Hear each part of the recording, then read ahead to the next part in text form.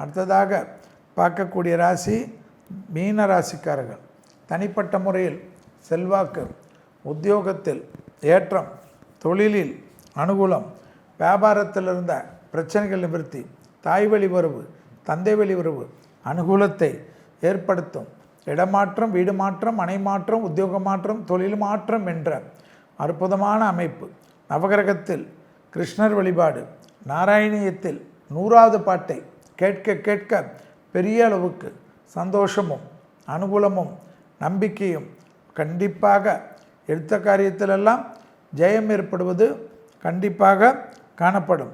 மீனராசிக்காரர்களுக்கு பெருமாள் கோவிந்தா கோவிந்தா கோவிந்தா என்று சொல்லி கொண்டிருப்பதும், பெருமாளுக்கு உண்டான நெய்வேதிய பொருள்களை வாங்கி கொடுக்க சுபிட்சமும் ஆனந்தமும் பேரானந்தத்தையும் பெறக்கூடிய அமைப்பு மீனராசிக்காரர்களுக்கு ஏற்படும். பிள்ளைகள் விஷயத்தில் பூத கண்ணாடி ஆராய்ச்சி கூடவே கூடாது. தாய் வழி உறவு, தந்தை வழி உறவு, இரத்தபந்த உறவு கொஞ்சம் கவனமாக பார்த்து கொள்வதும், அவர்களுக்கு மன கஷ்டத்தையோ பண கஷ்டத்தையோ சங்கடத்தையோ கொடுக்காமல் வைத்து கொள்வது நன்மை ஏற்படுத்தி தரும்.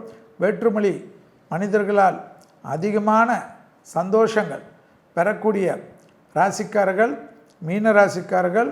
டக்கு என்று எல்லாமே ஏற்றம், தைரியம், தன்னம்பிக்கை, புதிய முயற்சி, சிஸ்டமேட்டிக்காக முன்வேகத்தில் செல்லக்கூடிய பிராப்தங்கள் ஏற்படுவது மீனராசிக்காரர்களுக்கு உத்தரவாதத்தை ஏற்படுத்தும்.